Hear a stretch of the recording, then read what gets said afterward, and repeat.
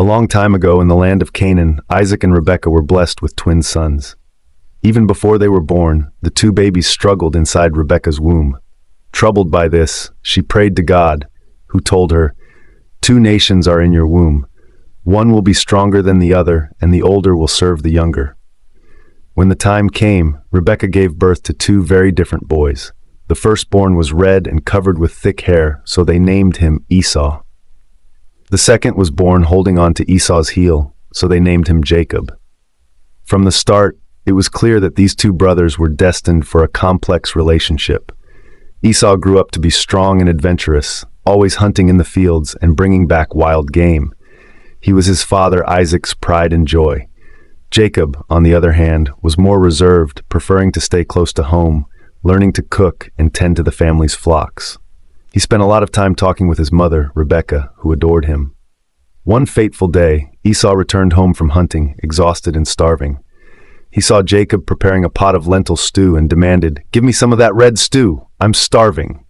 Jacob saw an opportunity. "First sell me your birthright," he replied.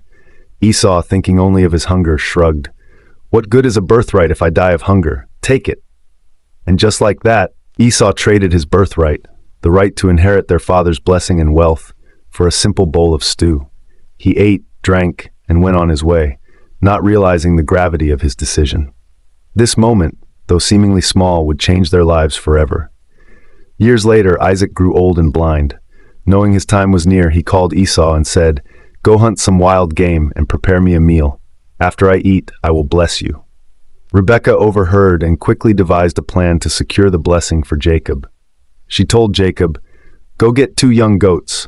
I will prepare a meal just the way your father likes it. You will take it to him and pretend to be Esau." "But Esau is hairy and I am smooth-skinned," Jacob protested. Rebekah covered Jacob's hands and neck with goat skins and dressed him in Esau's clothes. When Jacob approached his father Isaac, though suspicious, touched his hands and smelled his clothes. "The voice is Jacob's, but the hands are Esau's," Isaac said.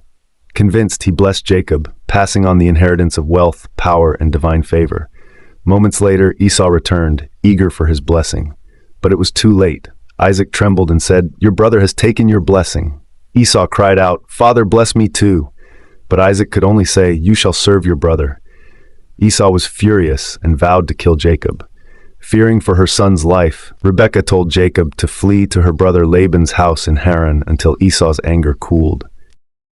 If you love our videos and want more just like it, support the channel by liking, subscribing, and sharing. Now let's get back to our story. On his way to Haran, Jacob stopped for the night and used a stone as a pillow. As he slept, he had a dream. A great ladder stretched from earth to heaven, with angels ascending and descending. At the top stood God, who said, "I am the Lord, the God of your father Abraham and Isaac. I will give you and your descendants this land. I am with you and will watch over you wherever you go." Jacob woke in awe and said, "Surely the Lord is in this place." He set up the stone as a pillar and named the place Bethel, meaning house of God. Jacob reached Haran and met Laban's daughter, Rachel, by a well. It was love at first sight. Jacob asked to marry Rachel, and Laban agreed, on one condition. Jacob had to work for 7 years to earn her hand. After 7 years, Laban tricked Jacob and gave him his older daughter, Leah, instead. When Jacob protested, Laban said, "It is not our custom to marry the younger before the older. Work another 7 years, and you can have Rachel too." Jacob worked another 7 years and finally married Rachel. Over time, he became wealthy, but Laban continued to deceive him. Eventually, Jacob decided to leave Haran with his family and flocks. He outsmarted Laban by secretly departing in the middle of the night. Laban pursued him, but after a tense conversation, they made a peace agreement. As Jacob traveled back to Canaan, he feared facing Esau again. He sent gifts ahead to appease his brother and prayed for God's protection. The night before their meeting, Jacob wrestled with a mysterious man until dawn. The man touched Jacob's hip, injuring him, but Jacob refused to let go until he received a blessing. The man said, "Your name shall no longer be Jacob, but Israel, for you have struggled with God and men and have prevailed." The next day, Jacob saw Esau coming with 400 men. Bracing for the worst, Jacob bowed to the ground 7 times. But instead of attacking, Esau ran to Jacob and embraced him. They both wept, reunited as brothers. Jacob insisted Esau accept his gifts, saying, "Seeing your face is like seeing the face of God, for you have received me with kindness." Esau accepted the gifts and said, "Let us journey together." But Jacob, still cautious, declined and went his own way, settling in Shechem. Jacob's 12 sons became the 12 tribes of Israel, fulfilling God's promise. Esau's descendants, known as the Edomites, also became a great nation.